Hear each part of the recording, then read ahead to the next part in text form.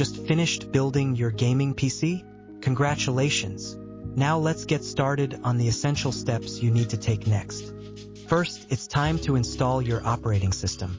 Grab a USB drive with the OS installer and plug it into your new PC. Next, power on your PC and make sure to enter the BIOS menu. You can usually do this by pressing the Delete or F2 key. In the BIOS, set your boot priority to the USB drive so that the installer runs when you start your PC. Once the installer launches, follow the prompts to install the OS on your primary drive. Once installation is complete, install all necessary drivers, especially for your graphics card and motherboard. After drivers are installed, it's time to check for Windows updates and install them to ensure your system is up to date. Now, optimize your gaming settings.